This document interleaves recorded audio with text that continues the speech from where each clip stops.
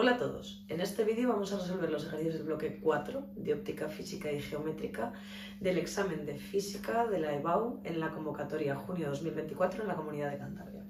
El primero de estos ejercicios era el número 7, que es un ejercicio de ley de Snell. Vamos a ver lo que nos decía. Dice, una lámina de vidrio con índice de refracción N vidrio está entre un líquido y aire. Entonces tenemos este esquema que veis aquí.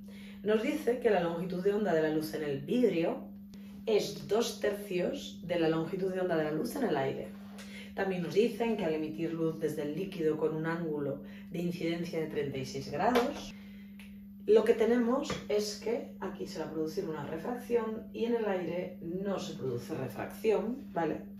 Y el rayo va como indica la figura. Entonces, lo primero que nos piden en el apartado A por 375 puntos es el índice de refracción del vidrio. Bueno, como sabéis, en la propagación se cumple que el valor de la longitud de onda multiplicado por el índice de refracción se mantiene constante, lo cual equivale a decir que la frecuencia de la onda es constante al atravesar los distintos medios.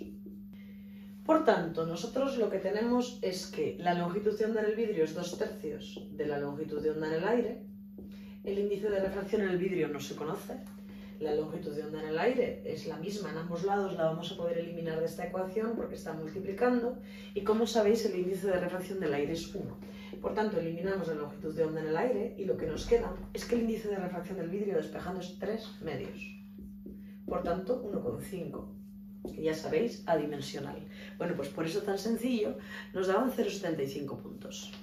En el apartado B lo que nos piden es el índice de refracción en el líquido. Entonces, como nosotros ya conocemos el índice de refracción del aire, que sabemos que es 1, y el índice de refracción del vidrio, que sabemos que es 1,5, y sabemos también que este ángulo es 90, lo que vamos a calcular primero va a ser la segunda refracción, el ángulo que tenemos aquí. O sea, vamos a calcular primero el ángulo con el que se refractó al atravesar la frontera entre el líquido y vidrio, porque aquí tenemos todos los datos, mientras aquí desconocemos el índice de refracción.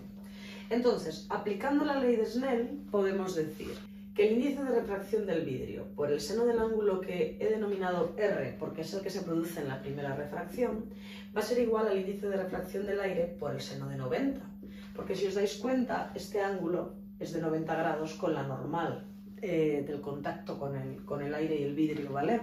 Por tanto, aplicando la ley de Snell, tenemos que 1,5 por el seno del ángulo R que desconocemos es 1, porque el seno de 90 es 1.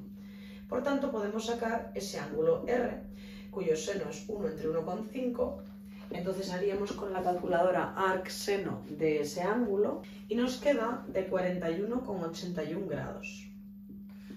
Una vez que conocemos este valor de la R, lo que vamos a hacer es calcular la refracción que se produjo entre el líquido y el vidrio, aplicando de nuevo la ley de Snell. Entonces lo que tenemos es que la N en el líquido, que se desconoce, por el seno del ángulo de incidencia, que van a ser los 36 grados que tenemos ahí, va a ser igual a la N en el vidrio, que es de 1,5, por el seno del ángulo en la refracción, que como sabéis, lo hemos calculado ya. Entonces, ¿cuál es la única incógnita? La NL. Tenemos NV, que es 1,5, el seno del ángulo refractado, que es 41,81 grados, dividido del seno del ángulo de incidencia, que es 36 grados. Esto nos da que el índice de refracción en el líquido es de 1,7. Y con esto hemos resuelto lo que nos pedían en el apartado B, que valía 0,75 puntos. Por último, nos piden que calculemos el tiempo que emplea el rayo que incide normalmente desde el líquido, ¿vale? O sea que desde el líquido ha incidido de forma perpendicular en recorrer la distancia D, esta distancia D, indicada en la figura. Bueno, lo que tenemos que saber es que si incide normalmente sobre el contacto, el ángulo de incidencia es 0 grados, porque ya sabéis que el ángulo se mide con respecto a la normal. Entonces, cuando el ángulo de incidencia es 0 grados, lo que ocurre es que no se produce refracción y el rayo atraviesa perpendicularmente las distintas capas de material que tenemos. Esto se ve fácilmente en la ley de Snell, fijaros. Si yo pongo el índice de refracción de donde venga este rayo multiplicado por el seno de 0, pues ya veis que aquí vamos a tener un 0. Entonces, en el otro lado voy a tener el índice de refracción del líquido por el seno del ángulo y, obviamente, 0, pues me va a dar que este ángulo sigue siendo 0. Y eso se puede aplicar en cualquiera de los contactos. Por tanto, en el apartado C lo que ocurre es que el rayo no se refracta. Entonces, el tiempo total que va a tardar va a ser el tiempo que tarda en atravesar el líquido más el tiempo que tarda en atravesar el vidrio, cada uno de estos pequeños trozos. Entonces vamos a calcular cada uno de ellos teniendo en cuenta que la velocidad es el espacio recorrido entre el tiempo. Por tanto, el tiempo va a ser igual al espacio dividido de la velocidad. Entonces, ¿cómo sacamos el tiempo que tarda en atravesar un medio? Bueno, pues la E es la distancia recorrida y la V se va a obtener como C, que es la velocidad de la luz en el vacío, dividida de la N de un medio en concreto, ¿vale? Entonces, si lo que queremos es sacar el tiempo que tarda en atravesar el líquido, dividiremos el espacio recorrido, que es 1 centímetro, 1 por 10 a la menos 2 metros, entre la velocidad de la luz en el vacío, que es 3 por 10 a la 8 metros por segundo, dividido del índice de refracción en el líquido, en este caso, que es 1,7. Bueno, pues esto nos da que tarda 5,67 por 10 a la menos 11 segundos en atravesar el líquido. Si ahora hacemos lo mismo en el vidrio, el ancho es el mismo, o sea que el espacio recorrido es lo mismo. Y lo que tenemos que hacer es, en vez de dividir entre 1,7, dividir entre 1,5, que es el índice de refracción del vidrio. Esto nos da que el tiempo que tarda en recorrer el vidrio es 5 por 10 a la menos 11 segundos. Finalmente, el tiempo total será la suma de los dos, como hemos dicho. Entonces sumamos esos dos tiempos y nos queda 1,067 por 10 a la menos 10 segundos. Y con esto hemos resuelto completamente el ejercicio número 7 del examen. El ejercicio número 8 del examen era de lentes, era de física geométrica, y nos dice que tenemos una lente convergente con una focal de 15 centímetros y pretendemos obtener una imagen de tamaño doble que el objeto. O sea, tenemos que la I' tiene que ser el doble de la I. Entonces, en el apartado A, por un punto, nos pide que calculemos las posiciones del objeto y la imagen si la imagen es derecha, ¿vale? Si la imagen es derecha, lo que se cumple realmente es que la I' entre la I, que es el aumento lateral, es igual a 2. Y nos piden realizar los cálculos y el trazado de rayos. Bueno, ¿cómo vamos a hacer esto? Lo primero que tenemos que hacer es escribir la ecuación fundamental de una lente delgada, ¿vale? Y tenemos en cuenta que se trata de una lente convergente. Entonces, fijaros, el cociente entre I' e I es el mismo que entre S' y S. ¿Eso qué me permite decir? Bueno, pues que S' es el doble de la S.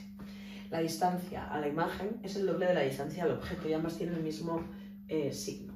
Entonces, sustituyendo, tenemos en la distancia a la imagen, ponemos 2 por S menos 1 entre S.